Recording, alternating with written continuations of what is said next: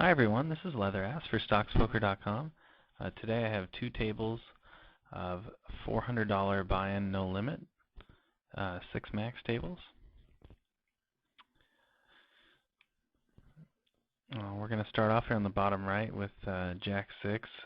We have a guy I've actually played a fair amount with, a lot at higher stakes in fact. But we're at 2-4 today, and I find him here, and he can be a aggressive, tricky opponent at times. So it's nice to have a little bit of a read on somebody, and I've actually got him at the table on my left, so I have direct position on him, which is nice. He's sort of one of those players that's definitely going to come after you pre-flop, lots of 3-betting, stuff like that. So might get in some interesting scenarios with him.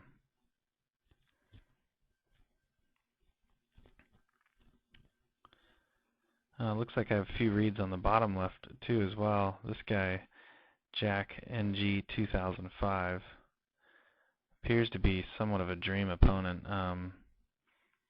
He goes to showdown a lot, but he folds to the flop bet a lot. So the 71 here in white, that's how often he folds to flop bet. He goes to showdown 29, which is high, but he also has a high pre-flop raise. So basically, what this tells me is he's going to fold to the flop bet pretty easily. He's only going to, he's going to raise a lot. So what I can do is just call and raise him on the flop because he's just not going to be able to continue with very many hands. And then if he does call on the flop or play back at all, we know he's going to showdown because he goes to showdown actually a lot, especially considering he folds to the flop bet. So considering he folds to the flop bet a lot, sorry. I'm spitting all over myself here. Ace-10 suited here. I don't know anything about this opponent. Sometimes I'd 3-bet here. I think I'm certainly going to at least call, so I'll just start by calling here. And I flop nothing. I flop overcards, so this board's somewhat coordinated. I think the play here is to float him on the flop and see if maybe some scary cards or cards that improve my hand come on the turn. And maybe I can take it away or make the best hand. So I'm going to start by calling. 10-6 here, easy fold. So not a very good turn card for me. He might give up, and then I can maybe stab on the turn. But he bets close to pot, so now I can just go ahead and give it up. Basically what I was looking for is, an ace, a 10, a 5 or 6. I did have a backdoor flush, so maybe like a spade.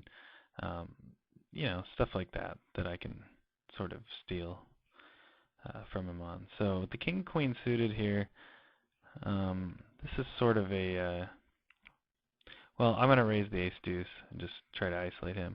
I'm just going to go ahead and min 3-bet with the king-queen suited. He just started by min raising, and I'm just going to min 3-bet him and then just go ahead and bet just a little more than half pot and see if he has a hand he wants to put his money in with. So I'm let into the ace-deuce. I don't really think I can, generally when people donk into me, I tend to play back at him, but with this sort of draw-heavy board, I think that he could have a number of draws that he's certainly not going to fold to my bet to, so I'm going to have to just give it up. And he checks it back. I can kind of tank it a little bit, and hopefully that will discourage him from bluffing me off with a draw if he has like 7-8 or if he has like a flush draw or something like that. I mean, I could still have the best hand, so I'm going to just kind of make it look like I'm thinking a little bit here. But he quickly bets, and I tend to believe him that this is probably for value, so I'm just going to give it up. And he doesn't have enough chips for me to try to make a play at him. So he flopped a set here. I hope this opponent goes as nuts with his hand as he has the last two. I'm going to bet 20 into 24 and just hope he can play back at me. The king deuce suited, I think I'll probably let this one go. This Jack NG is very aggressive. This guy's short stack, so I could get shoved on with a lot of different hands. So I'm just going to continue to bet for value, probably around 52 into a $63 pot on the turn. try to get it, suck as much value as I can out of this, and also charge him if he does have a flush draw. So kind of unfortunate he folds. He's been going crazy with his last two hands, Maybe he had big hands. I don't know. Maybe he's just bluffing me, but either way, it would have been nice if he had gone nuts on that hand. So Jackson 7 suited, I can fold under the gun here.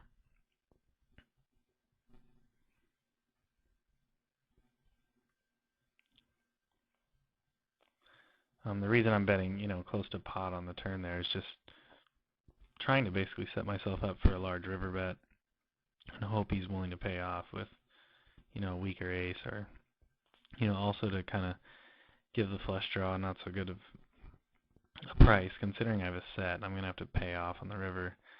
I want to make sure to sort of charge him there.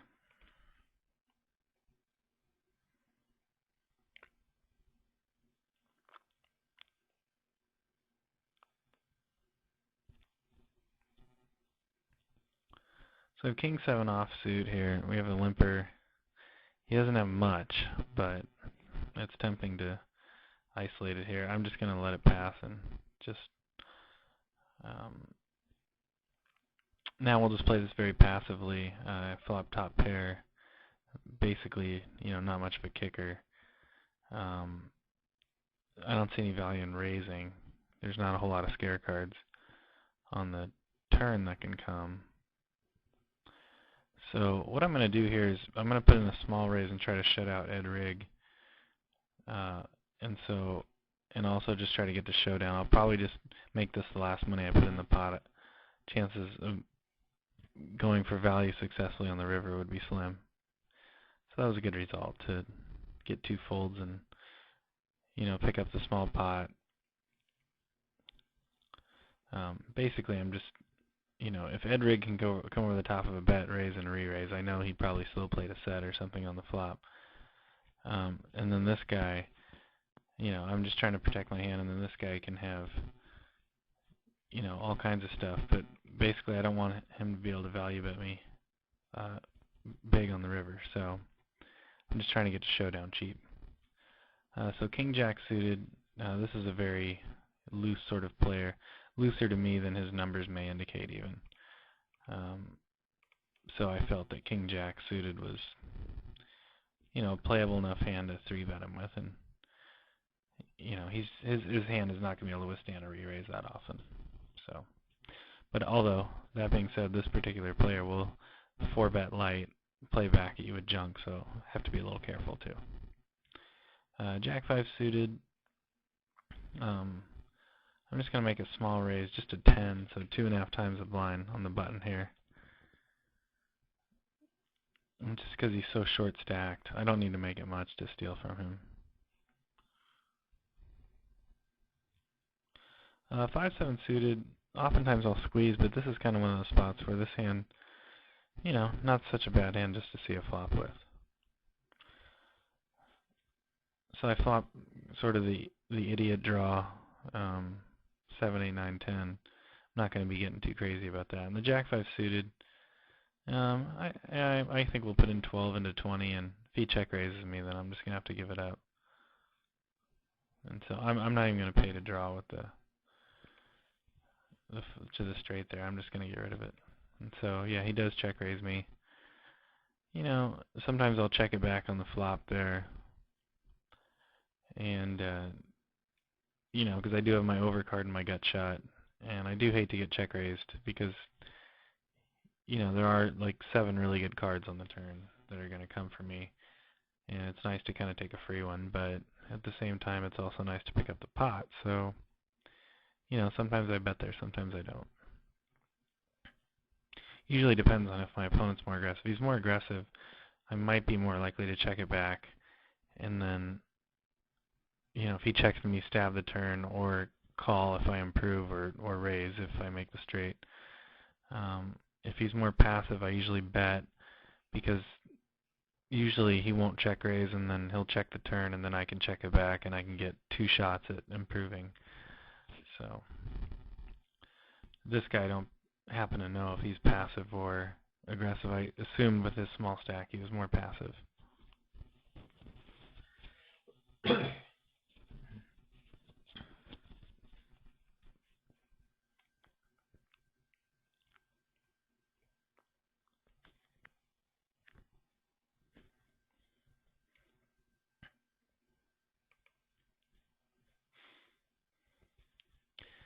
So I think I'm not necessarily feeling in any particular mood. Sometimes I feel like I want to just sort of lag it up, and other times I'll feel like just sort of sitting back and waiting for some hands. And it does well to sort of adjust my play. I think the default sort of view of me from the other players that I play with is sort of loose and aggressive. I feel like I don't get a whole lot of respect, but it could vary from player to player. So here I flop a set, and I'm just going to try to milk it and bet small because his stack is so small that I don't need to make these large bets. So I'm just going to bet 12. And so he makes a small raise. I could call now, but I don't think that's best. I think what I'm going to do is put in a min raise back and sort of tie him into his hand. So he shoves. So that's obviously good, unless he had a flush draw. All right, he didn't. So we scoop that pot.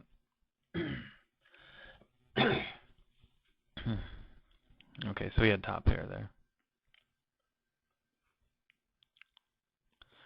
Yeah, like I was saying, I think, like I said, the default, when I'm playing, a 5-10 or 10-20 game is that I'm viewed as somewhat loose. And the reason I know that is just when I see what type of hands guys go with. If it seems to me if they flop top pair, they're pretty much never folding against me. So they obviously must view me as being at least loose-ish. Probably not a maniac by any means, but and definitely not the most aggressive guy at the table, but certainly on the aggressive side. So I think even though when I go to play sort of tight, I think I still have to err on the side of my opponents viewing me as being someone who gives action. The king-queen suited, we're a little too deep.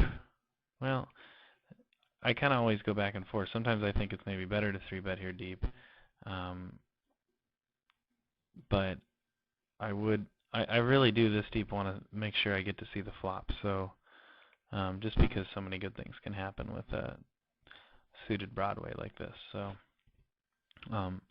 I checked to him. Basically, the reason I checked is just because I want to try to get his continuation bet. I don't have to protect my hand very much because the only card that really scares me at this point is an ace. So I'm just going to check and call. He's very aggressive. I'm actually going to trap him a little bit here. I mean, he may have a better hand, of course, but I'm just going to check call the whole way down. So I'll check here, and he's the type that could fire 3 bullets on air. So I'm just going to basically check call the whole way down. And so he checks again. I don't think I'm going to go for value here. I don't think he's really going to pay with like pocket sevens, but he might bet air. So I'm going to just check it back and call, obviously. So he checked, and he had the worst. I had the best hand. So he had 8-7. So it's a good thing I didn't value bet the river. The other option that ran through my head briefly before I said anything was to just make a weak lead of maybe $30. And maybe he might jump all over that and not be able to help himself with his 8-7 and try to bluff raise me. That was another option as well. He is aggressive. I chose to check call because I felt that was another line that sort of worked, made his aggression work against him. I felt betting was the worst because I'm only basically hoping that he's going to call with a hand like pocket sevens or maybe pocket jacks or tens. I mean, I'd probably jacks. He might pay off, but I don't think he's going to call with pocket sevens. There's not a whole lot I can be check calling with on that flop. So, it's tough to say. Maybe in retrospect, a weak lead was best because then actually the weak lead does maybe get called by pocket sevens just because I've given him such a good price. But I don't hate check calling either. You know, weak leading is somewhat sort of fancy play. The other thing that can go wrong with that play is that I'm obligated to pay off. If he raises there, it doesn't matter how much he raises me, I'm going to pay it off because I sort of set him up for that play, so I obviously have to call. So if he does have an instance where like a 9 hit on the river and he had pocket 9s, he's going to raise me a substantial amount because he knows that his play could look like a bluff, and you know, he might make it, I could lead out for 20, he might make it 200 more, and now I paid 200 on the river when I'm behind rather than paying, you know, maybe his $60 river value bet on the, if he would have made trip 9. So that's one downside to the play too. But you know, so it's close. Maybe the weak lead might be best, but I don't hate, like I said, don't hate check calling either. So we have 9s on both tables. I think what I'm going to do here is just call. I mean, I haven't 3-bet him a whole lot, so he may not just 4-bet me on air. But I can also get this guy to maybe squeeze, this Jack NG, and I'm also going to call it the 9s here. And if Jack NG squeezes, I'm going to shove over the top of my 9s. So he checks. I think I'm just going to go ahead and try to protect my hand. And I'll check it back with the pocket 9s here on the Queen Jack 10, and I'll probably check fold. I'm not going to get paid if I make my straight. And I could also be drawing dead to like Ace King, so I don't feel that's the best play. And so he check calls, which is interesting to me. I don't know what to make of that. It could be like an Ace 8, 8-7 type of hand. It could be a monster, but I doubt it. I think since I'm going to have to pay the river, I'm not going to just give him credit for Jack. I think I'm just going to go ahead and bet it now and try to protect a hand, protect my hand a little bit from him drawing out. And if he check raises me, I have an easy fold. So okay, so he does check raise, and I just, you know, I see this guy making some tricky plays some of the times, but I don't think he's bluffing in this particular case. You know, I could be wrong, and that is somewhat the downside to betting that turn, because it does get a little frustrating against an aggressive opponent. You hate to not get to showdown, especially when he takes an odd line that doesn't make a ton of sense for playing a big hand that way, but he's the type of player, like I said. He's kind of a special case where he makes a lot of bizarre plays.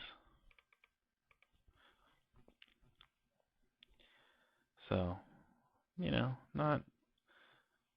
it was just more or less a tough spot. I'm not wild about betting like I did. I'm really not wild about checking either. So, here with the queens, he's an aggressive opponent. He's not going to have much on that board. I'm going to check raise this flop and try to get a little bit of money from him by winning his C-bet. Okay, so he checks it back, and I could consider going for a check raise again. I think that's actually what I'm going to do here. And with the 7s, I'm just going to bet small here. So he does bet this time, and now I'm going to get in a little check raise.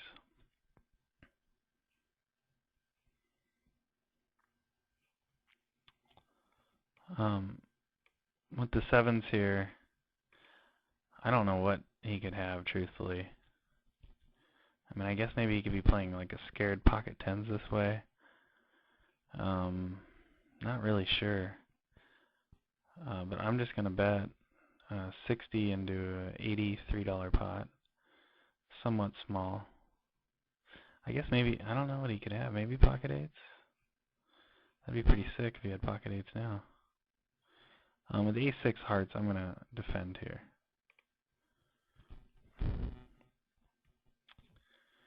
And I don't really know if I can, I mean, I guess maybe I should go for value here, but it's pretty close. With ace-6 here, I'm just going to call. Boy, that's a tough one. I don't know that much about this opponent. These hands are old. And with ace-6, I'm going to call again. And now we make the nuts, so that's good. I'm just going to check it back here. Okay, so I saved a little bit of money there. I don't love his check there on the river. Here I'm just going to go ahead and bet like 136, I guess. He might pay off with anything just because and just play the board. Yeah, that's what he did. I mean, I don't particularly love that call by him. It's because he's calling to chop, and I called the flop and the turn. You know, why wouldn't I have him beat? You know, I mean, I could have the 6 obviously, and then you know, a hand like pocket 7, something like that. I think that's a grossly negative EV call by him, and that's actually the type of play I used to make at times. Was calling to chop. It's such a big mistake. It's because you need to be right so often for it to be worthwhile. So,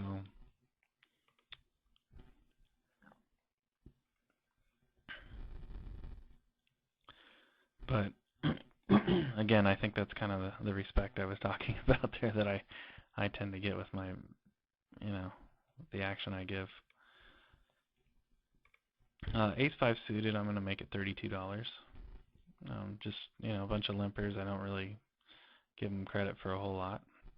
And them calling's not always such a bad thing because they generally still don't have much, and I can win the pot with a C-bet. But here, not a lot of value in betting. I'm just going to look like I give up here, and maybe I can get some value from,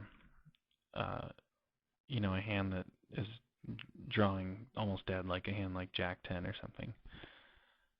He makes it 75. It's a little tempting to maybe check raise because there is a flush draw, and I can't imagine he would just limp a better ace. And if he hit a set, you know, that would just be kind of like a cooler, I think, in this situation. Oh boy. I think what I'm going to do is make a small check raise. I think I'm just going to go ahead and go with the hand here. Small check raise, and hopefully he shoves his flush draw. But I feel like I have to protect the hand a little bit because of the flush draw. If I'm going to make it 40 into the 12. If there's no flush draw, I certainly wouldn't be protecting anything.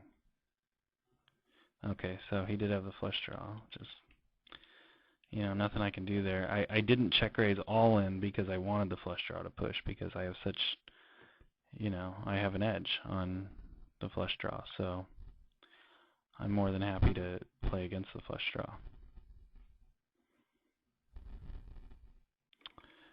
So with the queens, we'll just make it 16, and the 9-5 I'll fold against the shorty.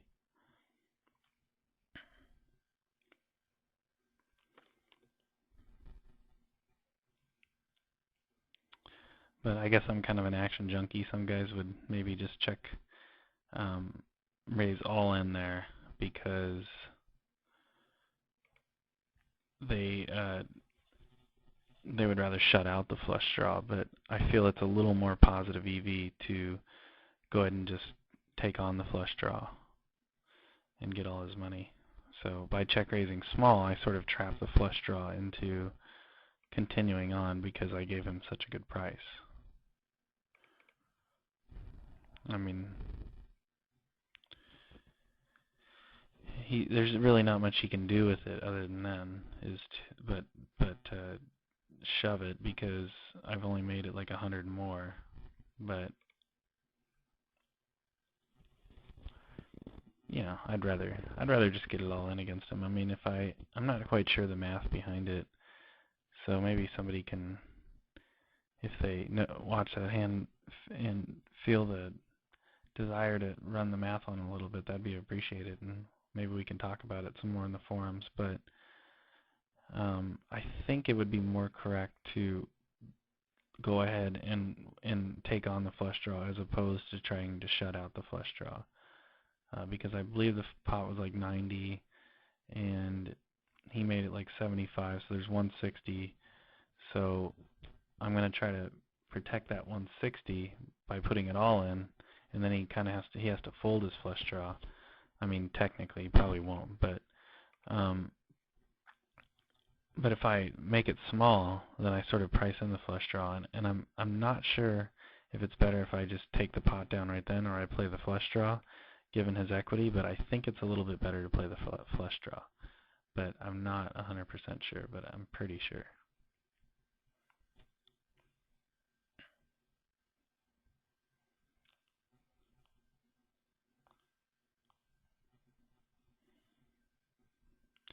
But I felt his range for making that $76 bet was just ridiculously wide. In some cases, you make a bet, and you pretty much know that the guy's somewhat straightforward. He's going to either have a flush draw, he's going to have a set, or he's going to have like aces up, or he's going to have like an ace with a better kicker, or yada yada yada.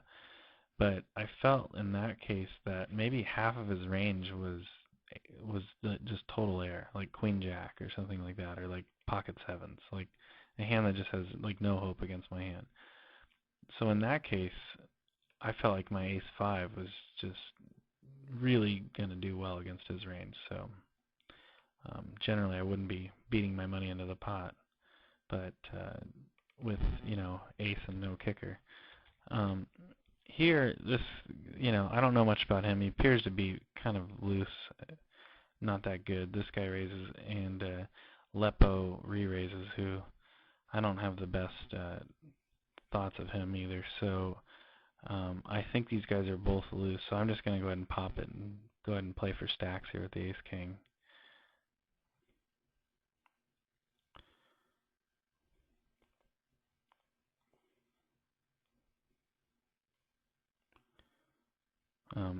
Sometimes I'll just shove all in pre-flop.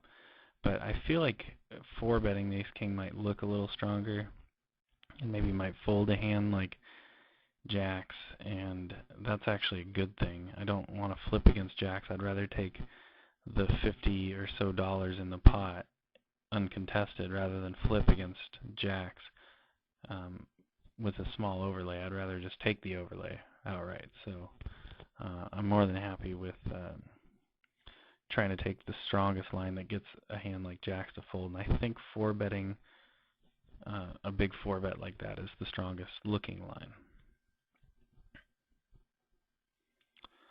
Jack 9 offsuit against a loose aggressive player out of position. I don't think it's wise to play that hand. And I think I'm going to try to get on a different table here than the bottom left. It's sort of breaking up, and all these players are reasonably solid. So my guess is the table is just going to fall apart. So I get re-raised. We're 4-handed. He made it kind of a big re-raise. Sometimes I just shove outright pre-flop, and since he made a bigger re-raise, that's just what I'm going to do.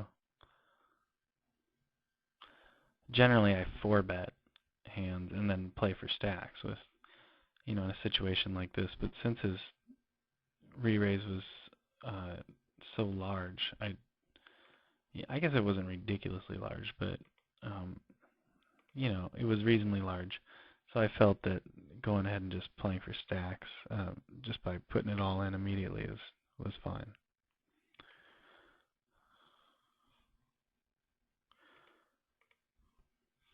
Ace-4 suited is not a totally loose open, but maybe slightly loose open, given that the button will float a lot and sort of play me tricky.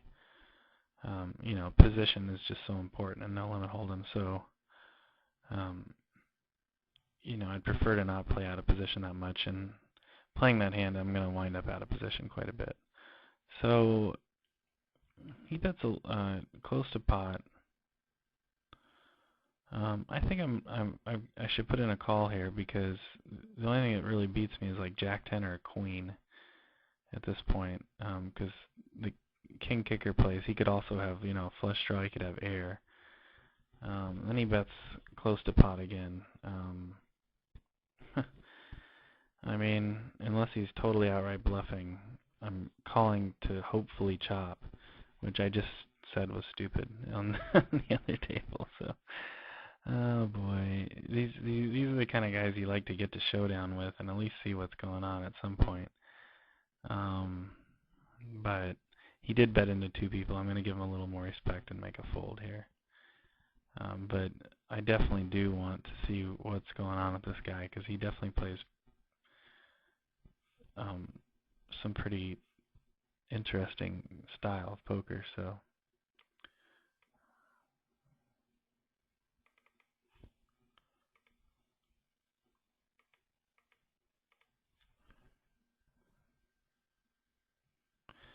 okay, so 4-9, we're just going to go ahead and pop it up. And we'll bet 32 into a $40 pot. And then that'll be the last money I put in.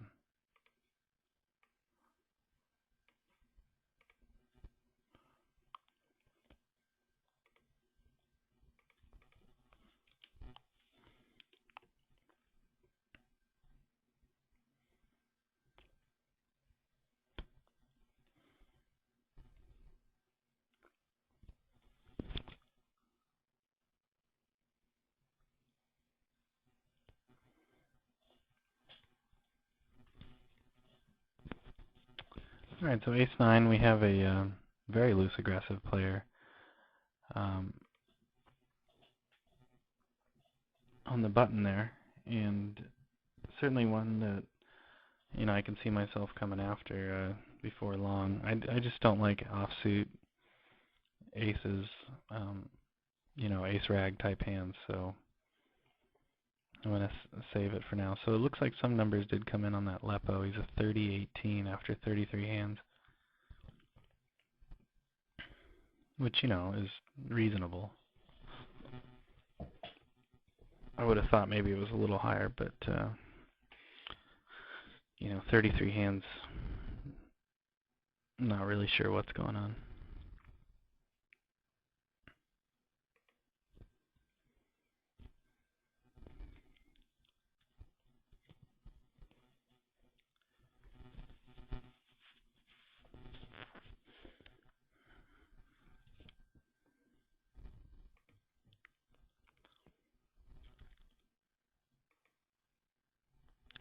Yeah, this King Ramesh, I thought he was a pretty weak player. I don't have a note on him, but that's a lot of money to lose in 400 hands at small stakes. And his numbers look pretty fishy, so I'm going to go ahead and mark him as a weaker player.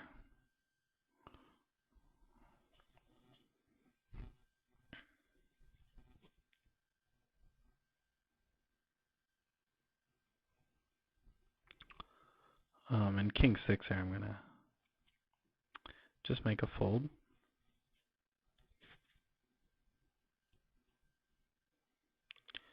Five-eight suited I might open in the cutoff. It's a little bit of a loose open. I sometimes open it, an earlier position, but I think it's perfectly okay to wait till the button or cutoff before you start opening hands like that.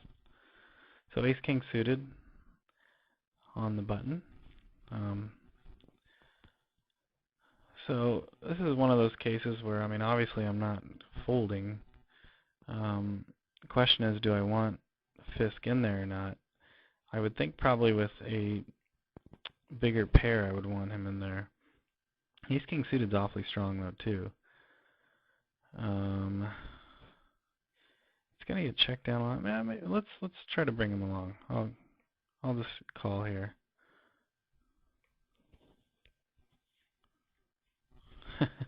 We should have come along with that flop. Oh man, I will take that.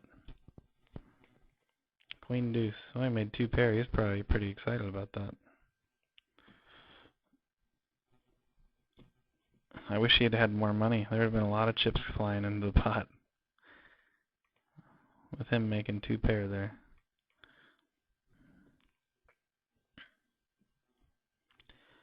Again, and maybe that might be my my action junkie style, I guess. But it's sort of inviting Fisk in there. But I just felt like maybe that was my only chance of winning a big pot, and he was gonna have to play a presumably, well, almost definitely weaker hand out of position against me. I don't really see any reason to re-isolate or to try to isolate and get heads up in there. The overlay's small. Um, I'm fine. I'm fine with having him in there.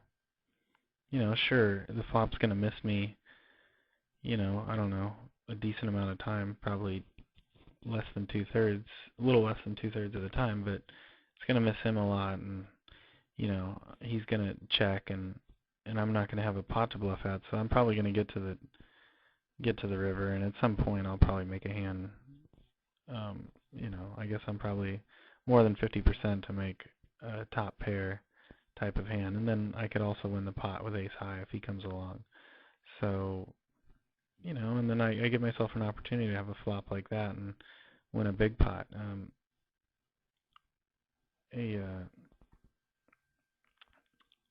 A guy that is a good friend of mine that coached me a lot. He used to always, well, not used to always say, act like he's passed away or something. He always tells me like, put yourself in a position to be lucky. And so, that was a situation there where I brought him along and I put myself in a position to be lucky and gave myself an opportunity to win his whole stack. There's not much I can win if I isolate the guy that went all in. So, that was sort of the logic there. I don't have any reads on him totally. So at the king six, I often isolate, but I didn't there. And so I checked just because my hand was probably not too vulnerable, and he might bluff another hand. But now I should probably try to go for value in case he just has a jack, or maybe he might pick up a draw or something at some point on the turn. So now he left, which is unfortunate because although I'm not positive, I had a pretty strong feeling that he was a weakish player.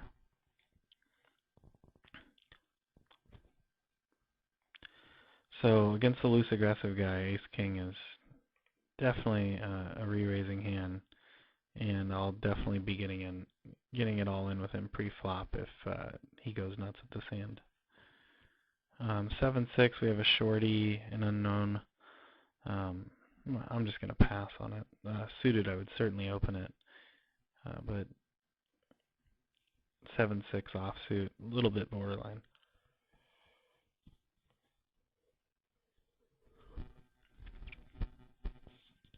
Well, we have 3-10 suited. The small blind's reasonably tight. The big blind's loose aggressive, but doesn't defend his big blind to a steal very often. So I'm going to go ahead and just raise it up.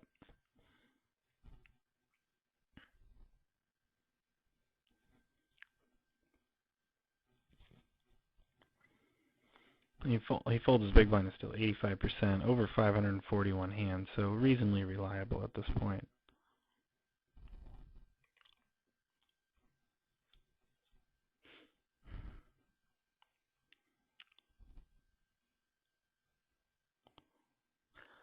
So far so good. I feel like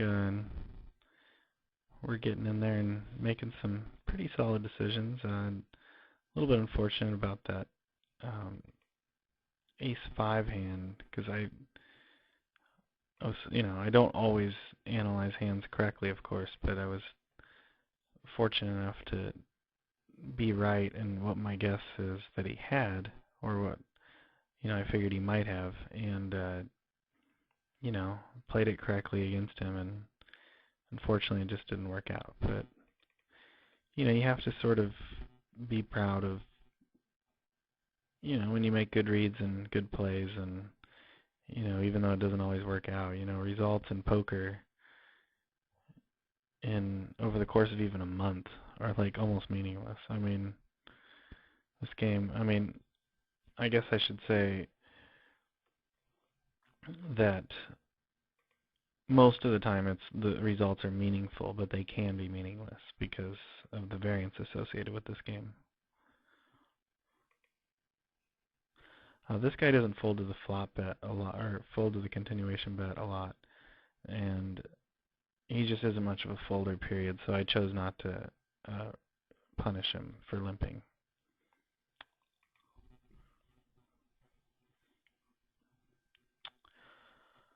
So staring elf, this one could get a little interesting because I have just raised his blind, and I did raise him before, and now I can see him shoving on me real light because this is going to look like a big squeeze here. We're going to make it about 76. And I will snap call this if he shoves all in.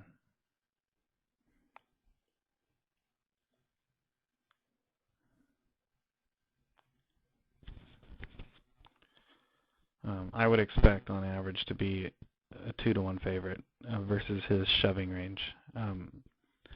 I could see him shoving basically all kinds of pairs, maybe even any pair.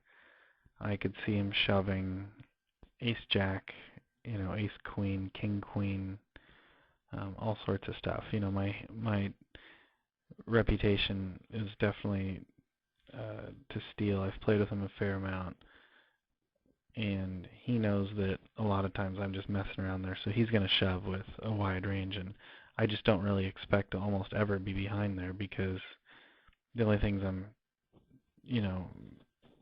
that I'm worse than a flip against is aces and kings, and I have the ace and the king, and the chances of that are just so slim. So like I said, I would expect to maybe be a 2-to-1 favorite on average. Maybe not quite, but certainly with the overlay, over $100 in the pot, and against his range. I mean, I could not get my money in there quicker if he would have shoved there.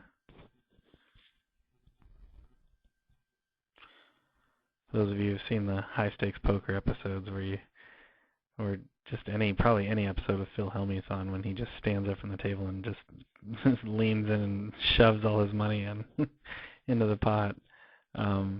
That's kind of how I would be right there with that ace king. 7-8 suited here, the loose aggressive guy that we don't quite have figured out yet.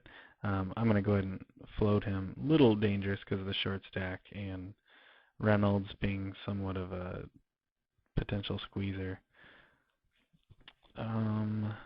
These ones are always tricky because it's very tough to get a loose aggressive guy to fold an ace. So a lot of times it's not always best to, shove all in or raise your draw there. But I'm just going to start by trying to just steal the pot here with 8 high, and it looks to me like he has some sort of like suited connector, like small pair. Looks to me like he has like a king queen that doesn't want to c-bet into 2 people, and so I expect to take it down with that bet there. And if I gotten check raise, I would have just put all my money in. I wouldn't have been thrilled about it, but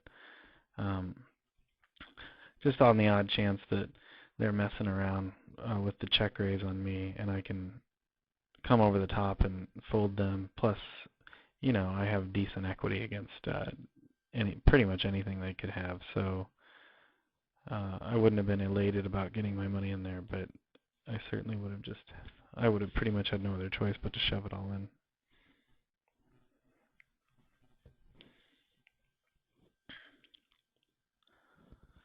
So I think we'll play about 5 or 6 more hands on each table and wrap it up. Maybe we can wrap it up with a stack here. Although hopefully it's more than the $50 that this guy has left. Just going to put him in.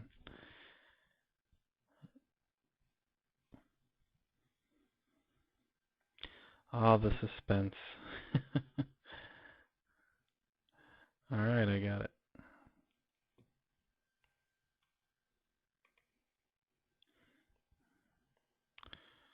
The same friend that would tell me to put myself in a position to be lucky there, he also loves to say when you win a pot like that, like a small pot, he always says, I might joke around or something to be like, oh, it was just a small pot or whatever. He's like, hey, take the wife to dinner. So he always says that, and it cracks me up, and we kind of get a little running joke sometimes, but that's kind hey, it wasn't a full stack, but can take the wife to dinner, so I'm not complaining. So it looks like these tables just broke up right at the end. I thought we were going to get a few more hands on each one, but it looks like that's going to be it.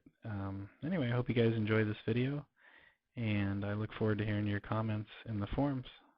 Good luck with your game. Take care.